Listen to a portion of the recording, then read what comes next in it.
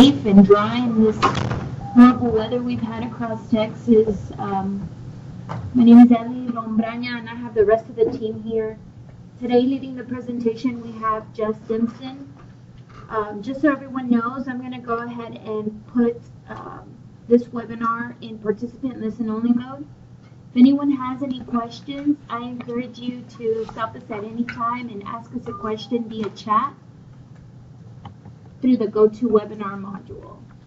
This presentation will be sent out shortly after today, and we will also be providing a couple of handouts for you all, as well as one CEU credit hour. So without further ado, I will put us in listen-only mode. Thank you. To place all participants in broadcast mode, press 1. All participants are now in listen-only mode. Alrighty, I believe we're on listen-only mode. So I will hand it over now to Ms. Jess Simpson. Thank you, Allie. Well, thank you, everybody, for taking the time today. The topic we're going to cover are approaches to effective negotiating. There's a couple of different items ways that we're going to talk about this today. So just to get started and a little bit of the objectives, we're going to get started. And we're going to talk through a couple of negotiation myths, as well as some basic points of understanding the other's position, the other side's position. We're going to work through some items on developing a plan for negotiations, and specifically talk about some barriers that you may encounter, negotiating when you don't really have any leverage, and then tips for practicing your style. And towards the end, we're going to get into an example, and we decided to go with buying a car. And so we're going with a general example that most people probably can relate to, something you've experienced before. And we're going to talk about each side of the negotiation, and I'm going to give you the secrets to buying a car, so everybody can leave today and go buy a car if they really want to. But at the very end, like Allie mentioned, we're going to have some open discussion and time for Q&A. So please use the chat function to send questions to Allie while we're going through the presentation, and at the end, we'll open the phone line so people can talk over the phone, and we'll also address some of the questions that came through the Q&A. So to start, we're going to set some ground rules. We're going to talk about some items about negotiations just to get everything under control. And the first thing is we're going to debunk a couple of negotiation myths. So the first myth is that all negotiations are fixed sum, meaning when it's a fixed sum, there's a winner and a loser. And that's not true. Now, it's sometimes true. I need to caveat this one. Sometimes there are fixed sums, but that's only when there's a really fixed size of the pie, meaning there's a limited number of resources, and we're trying to split or divide how each of us will share those resources. But any other case, negotiations are not fixed sum. There's not a winner and a loser. The second myth is that the best negotiators are tough, and that's definitely not true, because a study by someone named Rothman back in the 1960s said that expert negotiators give less than 2 reasons per argument. So they're not necessarily tough, they're strategic. They come up with a plan, they identify the specific points they want to make, they don't talk too much, and they let the other side react. So it's not about being tough, it's about being prepared. Myth number 3 is that experience is a great teacher. Well, that's true in some ways, but experience really just helps you to practice your style, but not necessarily results. So if you practice negotiating over and over, and you think you're really good at it, it actually might be confirmation bias. Just because you're happy with the outcome doesn't mean it was a great outcome. And so you need to use the experience factor to practice your style and the ways you negotiate, but don't necessarily focus on the results as you practice. Myth number 4 is that good negotiators are taking a lot of risks, and that's definitely not true. In fact, negotiators that make a plan often take fewer risks. By definition, by having a plan, you're sticking to the plan and you don't deviate from it, therefore you're not taking any risks. The risks are known when you go into it. So negotiations are not about spontaneity, they're about maintaining a plan. Number 5 is negotiators that are really good at it are born negotiators. Well, that's not exactly true because it's a skill, just like anything else, that you can be taught and you can learn it by doing it. So some people are maybe a little bit more confident and charismatic than others, But that doesn't mean that anybody can't be a good negotiator when you develop a plan and develop your skills over time. And finally, myth number 6 is that good negotiators rely on intuition. And it's not about predicting the future or guessing what the other side's going to do. Actually, if you rely on intuition, you're probably using your emotions or your gut to guide you. And actually, you want to use that skill you've developed. You want to follow your plan, and that's how you come to an achievable outcome. So the point of the negotiation myths was to kind of get us all on the same page about what we're going to talk about today. And the focus of our discussion is planning ahead and understanding the ways to plan so that you don't take those risks and you're not reacting during a negotiation. So negotiations don't go the way you want if you don't have a plan, or if you don't stick to the plan and you had it from the beginning, but also if you don't understand the other side's position. Your plan is just one side of the argument. The other side is just as important as yours, and the more you understand about it, the more effective you can be. And finally, negotiations don't go your way when you don't avoid spontaneity. Again, that comes back to the plan, but don't react to what somebody's saying. Instead, make a plan. And we all know the things that can happen when you don't plan accordingly and don't plan ahead, and you have to go back and change things later on. So don't get yourself in that kind of situation. So let's talk about the plan. Let's make a plan. And these are the very simple 6 items that can go into any negotiation plan. The first is you have to identify, what do you want to get? What's your goal out of this negotiation? Or what would be something that you really, really want to receive? The second is, what are you willing to give up? So negotiations are give and take. There are things that you can't just get everything for free. Being realistic about it, you have to be willing to give something up. So what are those things that you would be willing to concede in a negotiation? Number 3 is, what is your bottom line, or the lowest acceptable price? In some cases, it's maybe if you're negotiating with a supplier, it would be the highest acceptable price. So you need to think about where can you go, specifically on price, as your bottom line. And the other side of that is, when will you walk away? So in negotiation lingo, this is called your BATNA, or your best alternative to a negotiated agreement. Your BATNA is the point when you say, this negotiation, this agreement is not worth it to me because I'm going to lose more by staying in it than I will by walking away. So whenever you're thinking of your BATNA, again, it's walking away specifically from the terms we're talking about right now. A negotiated agreement is with the supplier you're speaking about, with the terms that you're speaking out and duration that you're speaking about. Changing the frame and changing the scope is an alternative to that negotiated agreement.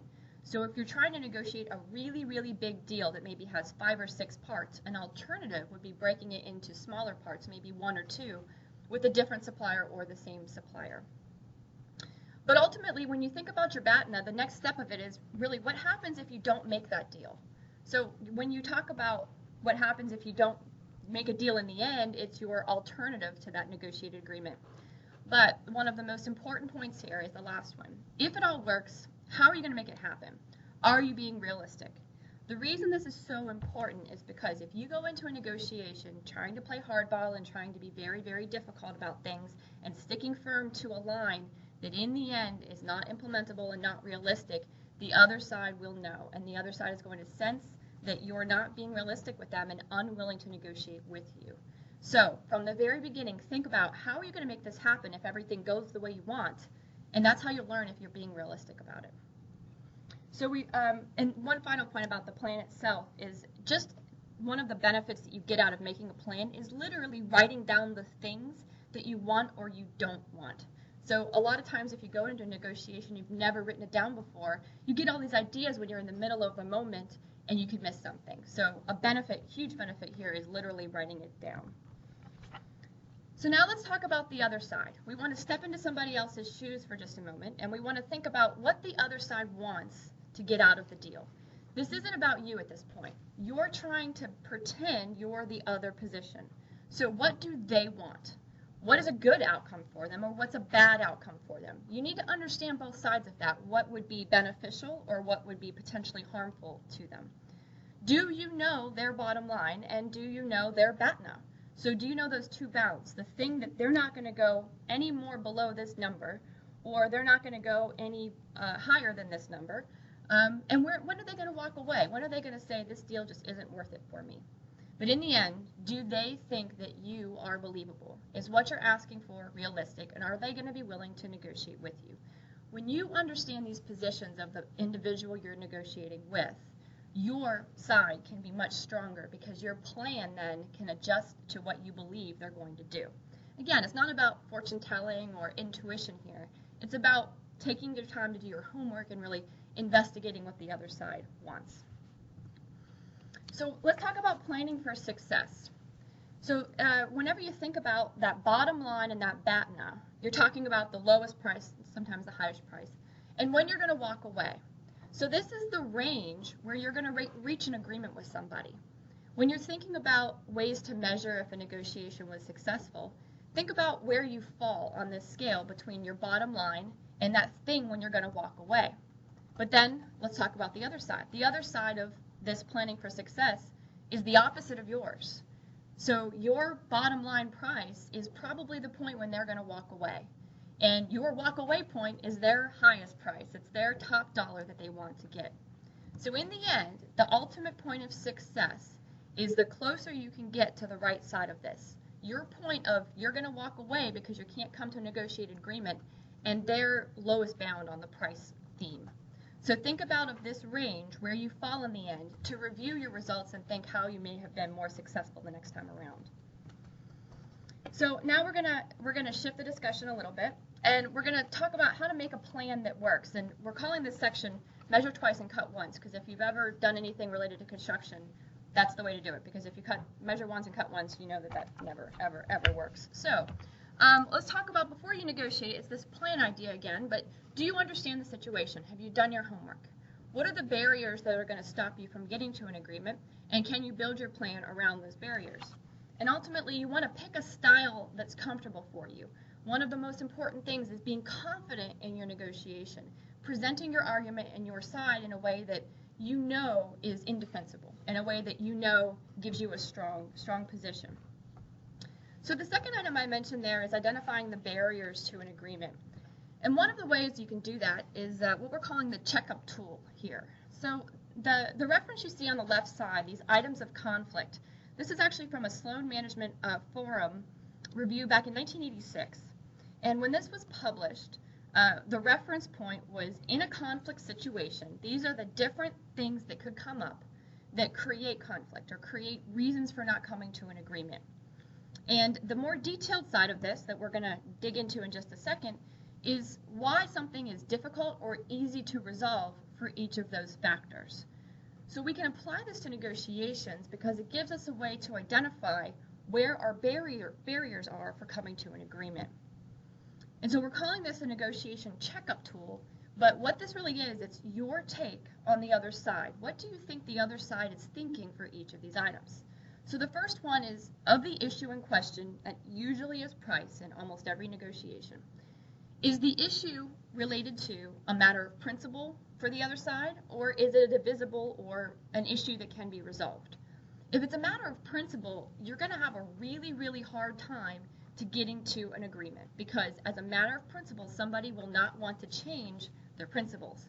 But if it's something that they don't care as much about, they're going to be willing to negotiate. And when we talk about price, if you're really close to their bottom line and the price where they're going to not negotiate below it, that is a matter of principle. So the further away you get from that, the more likely they are to negotiate with you. The second item is the size of the stakes. So how important is this to them? Are you negotiating a very small deal with a very big company? And in that case, it's not going to be a very big stake to them. But if it's the opposite, if it's a very large deal for a very small company, it is a very big deal for them. And they're going to do everything they can to make sure it's favorable in their case. So the bigger the stakes, the less likely it is to resolve. The next one is the interdependence of the parties. And this actually comes back to that first negotiation myth we talked about. It's that, is it a zero-sum game, or is there a way to come to a positive, a win-win situation for everybody? If it's a fixed sum, there's a size of the pie and you're splitting the resources, it's much more difficult to come to an agreement. But if there is a way that you could find other terms to throw in to change the size of the pie, essentially, you can come to a negotiated agreement. The next is called the continuity of interaction. So this is just, how often do you interact with this person? Are you doing something that's a one-time big capital expenditure, something that you may never speak to the supplier after this one transaction? Or is this something you're developing, maybe a 5-year relationship, and you're going to have weekly contact? If it's a single transaction, it's actually much more difficult to negotiate because you don't have that ongoing relationship. There are no personal feelings or no individual connections that are involved. But when it's a long-term relationship, you can come to an agreement because you can build it over time. And keep in mind, everything we're talking about here takes time. This is something that take time to plan it, take time to implement it, and take time when you're thinking about the long-term future of it, of how you're going to work together. The next is called the structure of the parties. And so really this comes down to the leadership behind the parties. So when you're negotiating with somebody else, are they of an organization that has strong leadership or weak leadership? If they don't have a support system behind them, it's going to be difficult to come to an agreement. You're going to have, if there's weak leadership, they're not going to have anyone to check with, and they're not going to have other resources, and so there's difficulty in getting to the resolution. But if you're working with a cohesive organization with lots of strong leadership and support of your agreement, it's much easier to come to that resolution. Next is involvement of a third party. So there's two simple sides to this. If there's no third party, there's no one to vouch for you, there's no references, there's no one that's neutral and trusted, it's actually very difficult to come to an agreement because you don't have anybody to essentially mediate what you're talking about. But if you do, again, you can come to that resolution. And finally, the last item is your perceived progress. So is the other side thinking that you're both coming out of this equally harmed, as the article originally calls it, or is the other side thinking they're coming out really unbalanced? Was this unfair to them? If they feel like it's unfair and it's a deal that benefits you far greater than them, that is difficult to resolve. So we're going to use this tool in a little while when we talk about this specific example, but I wanted to lay the foundation for it right now. The idea with the tool is that you're going to move the lever in the middle up and down the line depending on your specific negotiation situation. How far do you lean one side to the other? And when you have more items that lean to the difficult to resolve, now you know your barriers to coming to an agreement. So one of the big common topics that comes up in negotiation is, what if I don't have any leverage? And the response in kind of negotiation terms is, well, you always have your BATNA, even if it's not desirable. You can always walk away from a negotiated agreement, even if you don't really want to, or if it will harm you in the end. So let's take you through an example of how this might apply in our work-life situations. So let's talk about Dr. Jones. He's been waiting about 2 years to buy this electron microscope. And he just got his grant funding. So he is able to purchase this, and so he has said, you know, I don't really care about saving money. I have to have this exact microscope from this exact supplier, and I need it right now because I've already been waiting 2 years. And so if you're in the buyer position, it feels like you don't have any leverage. It feels like you don't really have any alternatives, and you can probably apply this to like sole source situations as well, where the supplier seems to have all the control. But let's think about, as a buyer, what's your BATNA when you're negotiating with the supplier? Do you have any BATNA? And how realistic is it to use it? So if in this situation the supplier is unwilling to negotiate, you actually know a few things about the supplier that potentially could give you some leverage. So first, if they're not willing to negotiate, it means they're not going to budge on the price. The price is the price. But if you think about the long-term total cost of ownership, as Nancy did a webinar back in February, you can think of other items that will benefit you for the broader agreement, but maybe not so much immediately. So for example, in the case of the electron microscope, maintenance and repair costs over the life of the contract may be something you either negotiate in up front with the supplier directly, that they waive or significantly discount those, or if you already know a supplier that has a contract available through the alliance or such, you may be able to use that as long-term maintenance repair costs. If the supplier is unwilling to negotiate, then you also know that the supplier thinks it's a zero-sum game. The supplier thinks it's a fixed pie and that there is a winner and a loser. There's no other sides. In those cases, you can actually negotiate on the non-price factors. When somebody thinks it's zero-sum, they're focused on the price. But if you ask them for something additional, maybe the white glove setup of the electron microscope, meaning they're coming to your door, they're doing all the setup, they're spending the time with you, they're working with the researcher, they're training the researcher on how to use it, that's something that in the supplier's mind hasn't cost them anything in the cost of the microscope, but for you it's a major benefit to your buyer. And lastly, if you're unwilling to have a supplier that negotiates with you, you do know that the supplier already knows you're going to buy it from them. The supplier knows that the researchers have been talking to them for 2 years, that there's no way out of this, the supplier's going to do it. But maybe you can bring another option to the table. Rather than paying the supplier up front for this big piece of equipment, can you lease it instead of buying it? And surprise, there's something you can do here. You can actually bring the supplier a financing offer from an outside source rather than leasing it directly through them. So this gives you a little bit of purchasing control in the situation. It gives you a little bit of leverage so that you can think about ways that the supplier will work with you and you can come to a better negotiated agreement. So again, this doesn't always work in every situation. The point of this is use your creativity. Think about if for whatever reason this deal didn't happen, if the company went out of business, if the researcher lost his grant, what would be the next step? What is the result of if the agreement doesn't happen? And use your creativity to come up with how you might solve that problem. So we talked about in the myths that, the more you practice, the better you are at negotiations. And that's not true. Practice actually just makes you confident.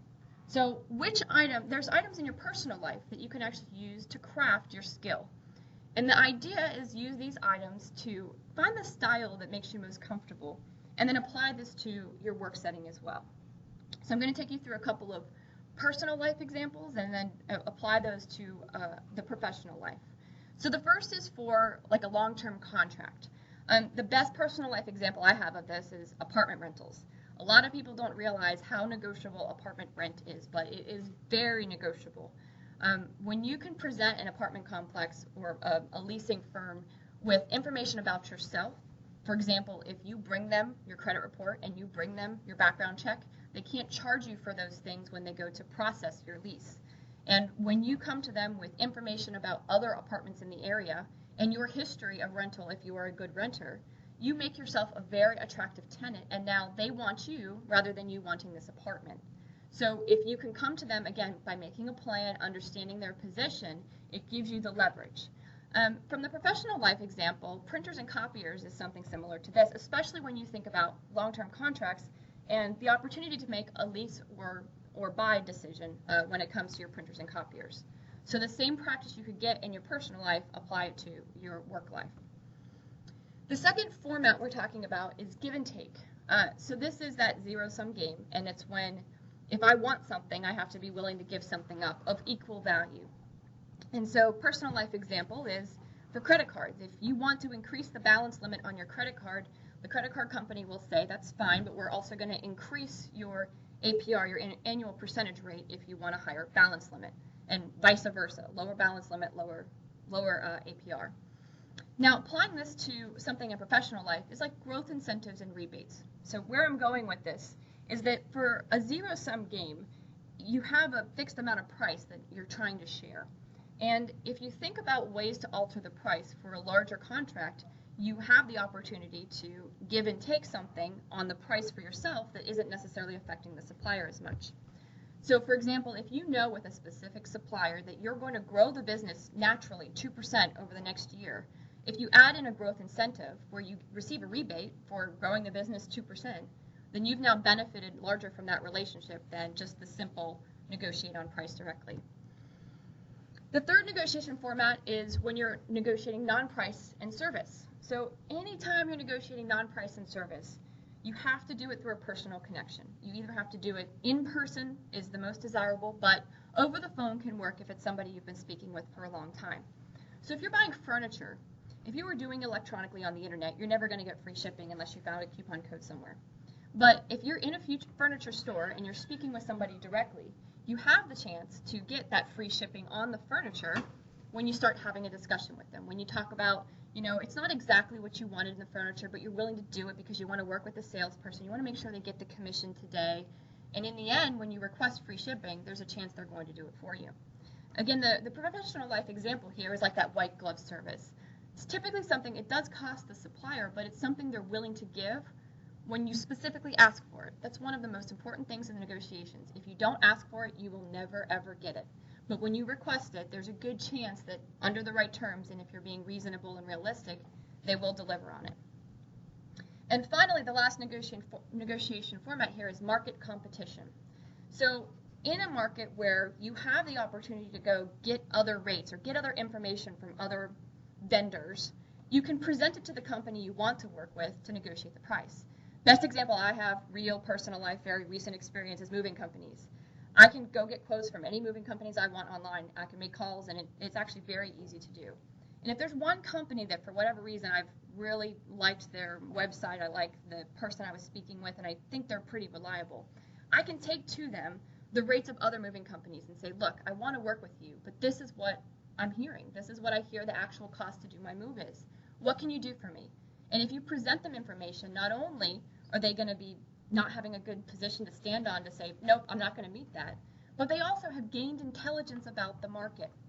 Now, one thing to be very careful about here is you cannot fib on this information. It will not work if you make up information and you try to present it to a supplier. If you do, they will catch you very, very quickly, and the negotiation will completely fall apart and ruin your credibility. So it's important that when you do this, you're doing it from the right position. From the professional life example, things like capital purchases, like big equipment or something, is a good way to do this. And now you're probably thinking, well, I don't really have a website I can go to just look up all these prices that I can get because I'm purchasing a very big item or lots of items. But there are other references that we have as part of the Supply Chain Alliance and University of Texas system. First is each other, that there could be somebody at another campus that has purchased something similar, at least something from the same company. So you have a frame of reference of what something might cost. Secondly is the GPO references themselves. So if there's a GPO contract for something, like with Premier in the example of the Alliance, and there is a GPO contract for a specific item or supplier, you can go look up what the price would be should you purchase it off of that contract. You're meant to find an equivalent price here. You're not trying to find the exact price. It's not a quote. It's meant to give you an equivalent to use for leverage when you're negotiating. So the next section we're going to do here is our examples. We're going to go through our negotiation example, and we're specifically talking about what will it take to get you in a new car today. So we're trying to buy a car here, right? And I'm just going to use my personal reference of the car I want to buy, which is a 2015 Mini Cooper Countryman. So I know it's small, but it's a family car, and it is budget friendly because it's on the lower side of some of the bigger cars out there today. I might be looking at like a 3-year financing program on this, and ultimately it's something that I want, but I don't really need it. So I would love to have this car, but I'm not desperate for it, right? I'm not in a situation where I have to do the negotiation today or I have to come to an agreement today, and that's the best seat to be in whenever you're making a negotiation. So let's talk through our plan, right? So you want to buy a car. Well, what do you want? We're talking about the new Mini Countryman. And my budget for this, let's call it somewhere around $26,000. That's right around what the MSRP is. So what are you willing to give up for this? Well, in my case, maybe I'd be willing to give up the timeliness of the delivery or the color. You know, I'd love to have that blue one, but if they can give me a red one for the right price, I'd probably be willing to take it. That's okay. Well, what's my bottom line? In this case, it's my highest price. How high am I willing to go to get this car? This is the point you have to be firm on when you go to a negotiation, because it's so easy when you want something that they say, but it's just $1,000 more, but it's just $2,000 more, and suddenly you've blown your budget. So you need to make sure in this case your bottom line is your highest price. How high are you willing to go?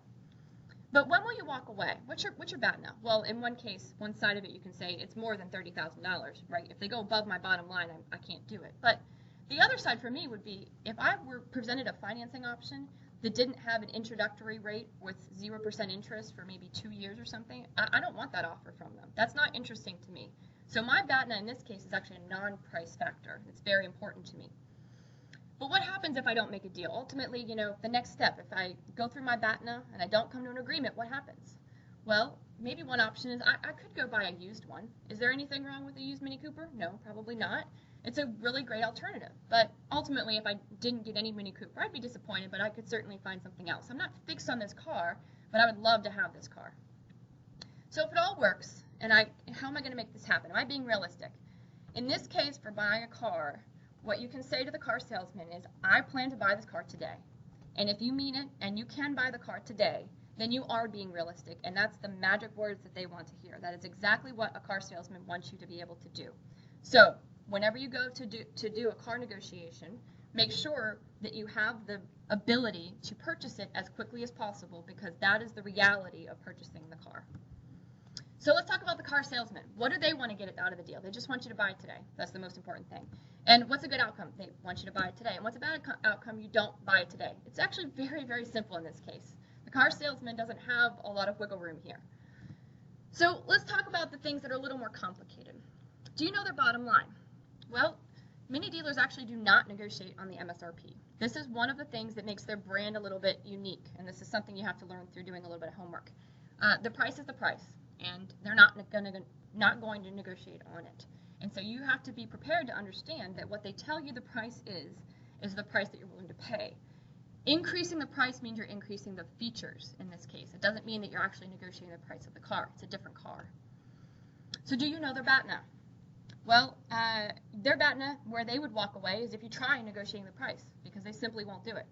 But ultimately, their BATNA is if there's another potential buyer, a more serious buyer than you. That's why it's very important to say, I'm ready to buy this car today. They know you're the most serious buyer that they could possibly encounter. So their BATNA would be other buyers. And finally, do they think you're believable? Did you make a plan and do your homework? Ultimately, are you going to them with knowledge? Are you going to them with experience? Are you going to them with something that they're actually interested in hearing? So let's go through the checkup tool. We're going to talk about the different factors here so we can understand what our barriers are to coming to an agreement. So if the issue in question is price, is this a matter of principle or divisible? Well, in this case, it's divisible because we know what the price is. And there might be a little bit of matter of principle because I have a certain budget I'm trying to stay within, but in general, it's divisible.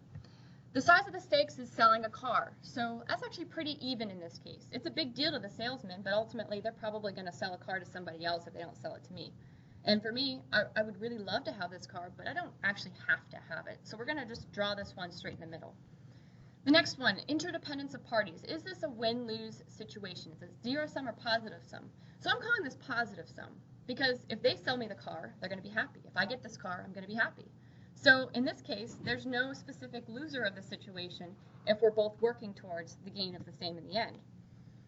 Now, this is the biggest challenge here, the continuity of interaction. This is probably a single transaction. I'm not really planning to buy this Mini Cooper more than once this year or more than once in the next couple of years. So I don't know this person. I'm not going to develop a relationship with them. We're not going to be able to continue this relationship. And so the frequency or continuity of interaction is our barrier. On the next side of the items here is the structure of the parties. Now, in this case, let's talk about it as dealer integrity. Again, we're taking everything, we're trying to think of their side, my take on their side. So is this a dealer that has strong leadership or weak leadership? Well, that's actually one thing many dealers are known for is having a pretty specific program for buying their cars. And they're known for good management and not the best availability of service, but it is there. So I'm calling this strong leadership in this case because of the integrity of the dealer. So involvement of a third party. Now in this case, I would not recommend buying a car unless you have like a friend's cousin's brother or something that can reference you to the dealer, because that gets you that third party relationship. If you go in and you don't know anybody and nobody knows nobody, then there's a really good chance you can't come to an agreement that's favorable for both of you. But a lot of people work for car dealers, and if you buy a car in a small town, there's a really good chance that somebody happens to know somebody. Any connection will work. Literally any connection to the dealership will work. Doesn't have to be a close friend. It can be a friend's cousin's brother. So use any connection you can to eliminate or reduce this barrier. And finally, the perceived progress. Who wins in this situation? Well, we're going to call this equal harm, because in the end, again, if we go back to the interdependence, is it win-lose? We're talking about we both want the same outcome. We both want me to have the car, and we both want it to be for a fair and reasonable price. So we're going to call it equal harm. So now we've identified the barriers to this deal. It's the frequency of the interaction, and ultimately it's just deciding the terms. You know, it's how do we get to that agreement? So let's apply it. Let's make this deal, right? The first thing is you have to be confident. You have to go in and say, I want to sign this today. I want to buy this car today, and you have to be prepared to actually do it. Number two, let's counter their BATNA. So don't go to a car dealership on a Saturday. One of their best BATNA options is selling it to somebody else. If you go to a dealership when there's no one else to sell it to, then you are their option. So counter their BATNA, take some AB4 time, and go at an off-peak time. Make your BATNA realistic, though. This is on your side. Bring your own credit report and your own outside financing option. So rather than giving them control of the financing situation, show them that you are a good person to lease this car or buy this car or rent this car, however you're going to do it, and bring your own information as a reference and show them that you are being realistic about it. And you're going to negotiate price from the right place. Now, stepping aside from the mini example, I want to give you a tip here. Never, ever, ever negotiate from a car dealer's MSRP. You always start from their invoice or their wholesale price and work your way up. Because if you start from the MSRP, they're going to say, do you know how much it's going to cost me to give you that car for that price? But if you start from their price, if you start from what it actually costs them and say, I know what it costs you, and I'm going to negotiate up from there, they have less of an argument to make. So their problems are not your problems, right? Whatever it costs them to sell the car, if you know the invoice price, you don't care about the overhead of their dealership, and you can negotiate up from them. Next is never give them an offer and let them respond. So there's 2 points here. First, don't be afraid to give the first offer. There's nothing wrong with that. But don't counter your own offer, right? Whenever you give the offer and they sit there in silence and don't say anything, don't be the first one to speak and don't counter your own offer. Be strategic, be smart, use your plan, stay confident, and make your 2 points of why you're making your offer and say nothing else. When they don't respond, you can simply get up and walk away. You don't need this car. You want this car. You don't have to have this car. And if they're not willing to negotiate with you, you know you have the more confident and stronger position if you've planned accordingly. And finally, show them the market. So bring them non-price offers from, in this case, like a used mini dealer. So for example, one of the things you can negotiate with a mini dealership, since you can't negotiate price, are all of the fees, because that's where they'll get you. It's the delivery fees, it's the ongoing service fees. So one of the things you can negotiate is like free oil changes for the life of the car, for how long you own it. It's an extended warranty program. It's the things that if you go to a used mini dealership, it's the things they have flexibility over because they also have flexibility over price. So bring them information that they otherwise wouldn't know. And in the case of something specialized like a Mini Cooper, I can also tell you, don't bring them comparables from other types of cars because they'll say they're special, they're unique, and they're like nothing else. So it doesn't actually work to bring them an alternative car. So just as a summary point here and kind of coming to the end of our discussion time and getting to the questions and answers, the idea here is take negotiations from your personal life because they give you a chance to practice your style and hone your skills. And when you do this in your personal life, it actually removes those high-pressure work negotiations to just get a deal done.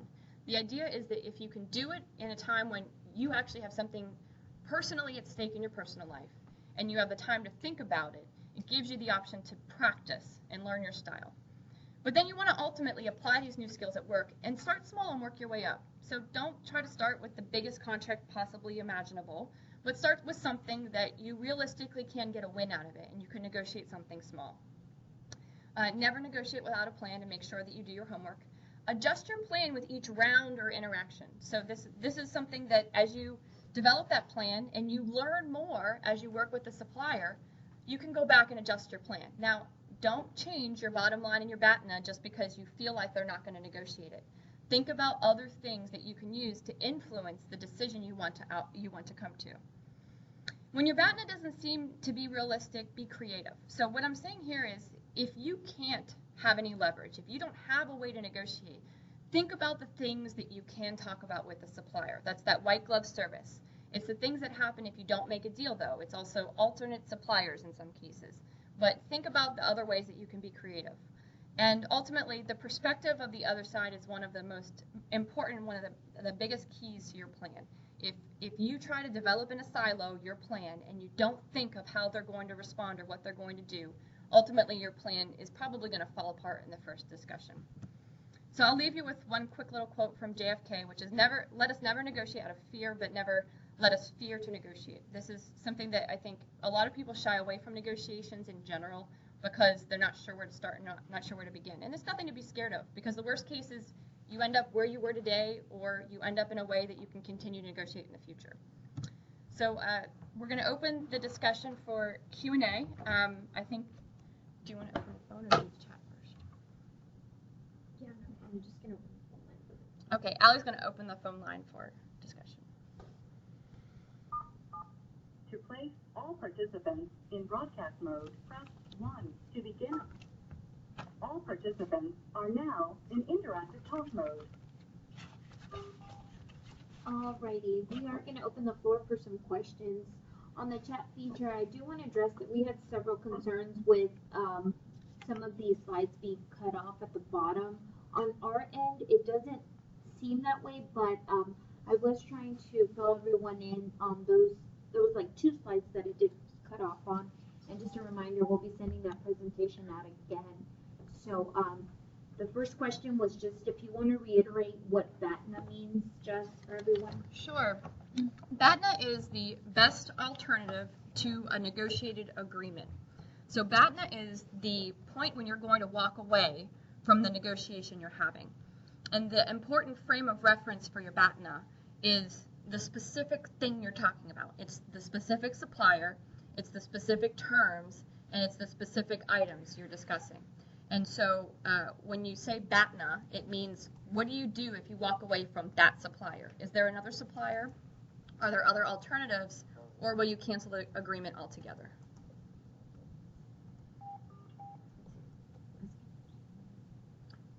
So I think. Jessica, this is Steve Saunders. I have a question for you. Sure. Do you have any suggestions how to negotiate potential roadblocks centered upon matters of principle? So when something is a matter of principle, it is incredibly difficult to resolve. When the principle is the price, the only real option is to increase your position or change your position on the other side. Other matters of... Anderson.org for a wealth of information from the world's premier cancer center. I'm not sure if y'all will be able to hear me over the whole music. About your disease and treatment options. That's MD Anderson. 1 second. Okay, guys, just a reminder, this Q&A, we need to make sure that we're not putting your phones on mute. On hold. On hold, I'm sorry. And prevention of both common and rare cancer. Combine these elements. Okay. To place all participants are now in listen-only mode. You can answer. So, Steve, to go back to your question, when it comes to matters of principle, besides price factors, if it's a non-price factor that's fundamental to the supplier and they refuse to negotiate it, it is something to consider on your side why they refuse to negotiate. So one of the tips or tricks that we didn't specifically cover, it's called the 5 whys. So the 5 whys is your way to get to the root cause of what somebody thinks. And you literally just ask the question why 5 times of something to understand what the real issue at heart is. And that helps you to understand your position to negotiate. So for example, if you're talking about, let's say, delivery charges for something, and it's a matter of principle that the supplier will not negotiate delivery charges, and they are exactly what the supplier says. Well, you can ask 5 whys. You can say, well, why won't they negotiate that? Ask it to yourself before you ask them. But why won't they negotiate that? Well, it's because they have the cost of those delivery charges. Okay, well, why do you have those costs? Can you pass those costs on to me instead? Can I do my own delivery? Well, no, it's because it's from a controlled warehouse and it needs to use my trucks, and my trucks cost this, and it looks like this. Okay, well, can I go pick it up? You know, why do I have to use that facility? Can I go pick it up myself, right? If you can continue to ask through the 5 whys, ultimately you'll get to a place where either you can find an item that is negotiable, or you can understand that that item itself will not be negotiable and you'll have to leave it as it is on the table. To place, all participants are now in interactive talk mode. Okay, we opened the phone line again, hoping that we could ask some questions. Not found anywhere else, along with our clinical trials and education and prevention programs. We're working hard to answer your phone. We'll be with you in just a moment. Unfortunately, it sounds like we're on hold with someone, and so we're on hold with several people, I think. So we may have to just end the call for now. Please email us if you have any questions, and we would be more than happy to answer them over email, and we'll also be distributing this, as Ali said. Thank you all for your participation today.